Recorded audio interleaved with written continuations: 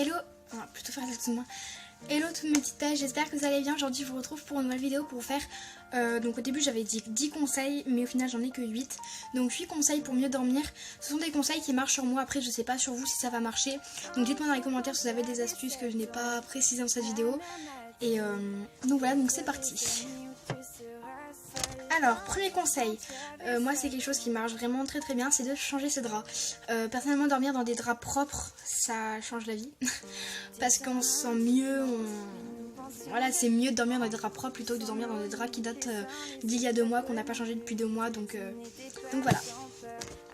Deuxième conseil, alors ça c'est un truc que moi je fais tout le temps, c'est de ranger sa chambre. Personnellement je ne peux pas dormir tant que ma chambre n'est pas rangée.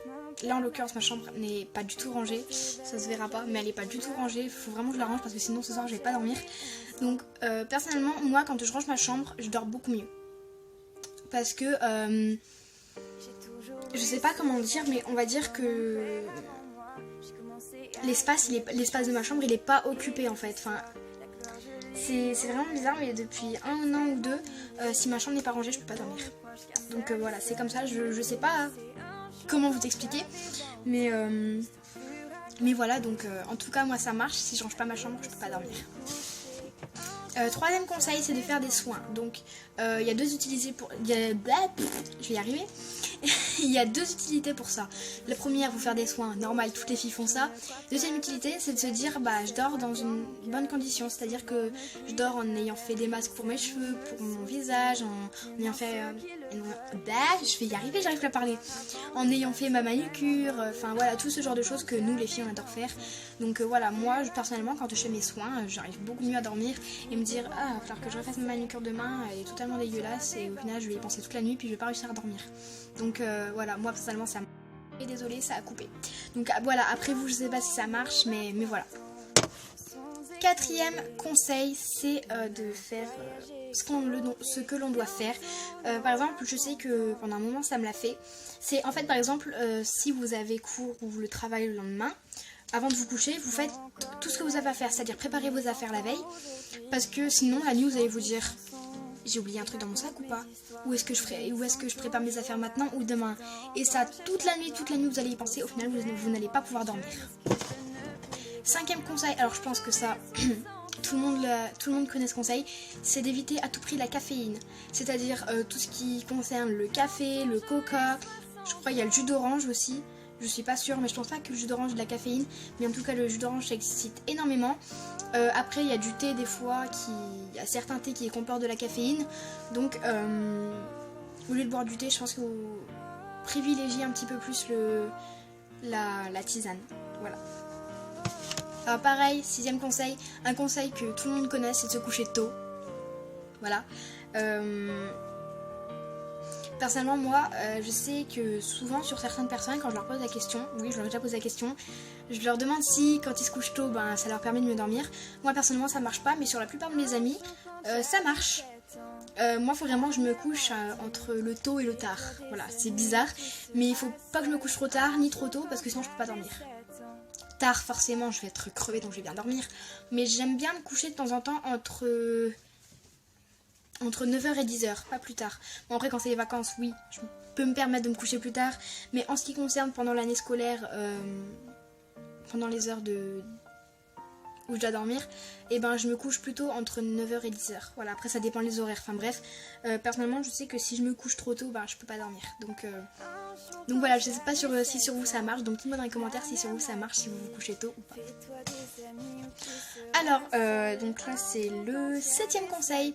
Alors, pendant un moment, moi ça a marché. Après, en grandissant, ça n'a plus marché.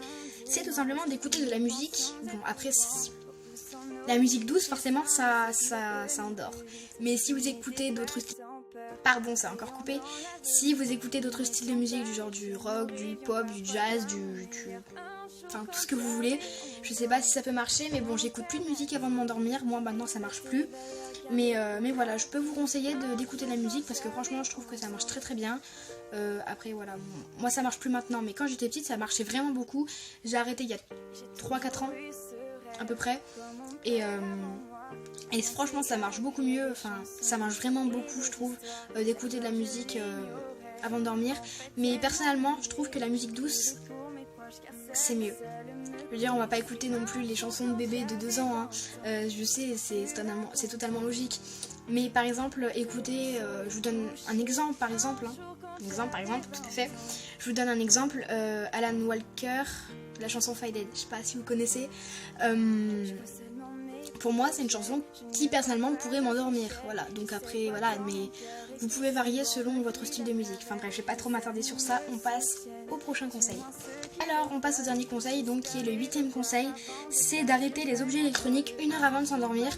Alors, vous allez me dire, oui, mais tu veux qu'on fasse quoi pendant ce temps-là, 1 heure avant? Vous pouvez tout simplement lire.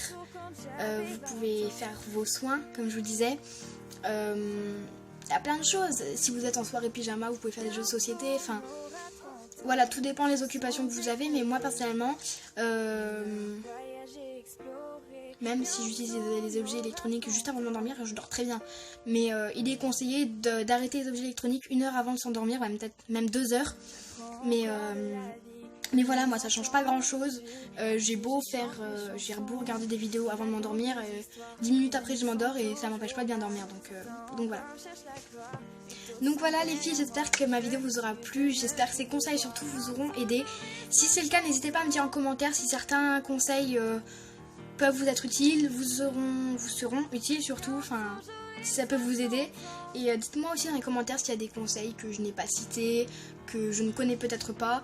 Et voilà, donc si vous voulez voir plus de vidéos, n'hésitez pas à vous abonner à ma chaîne. Puis je fais plein de je vais y arriver. Je vous fais plein de gros bisous, puis je vous dis à très bientôt. Ciao ciao.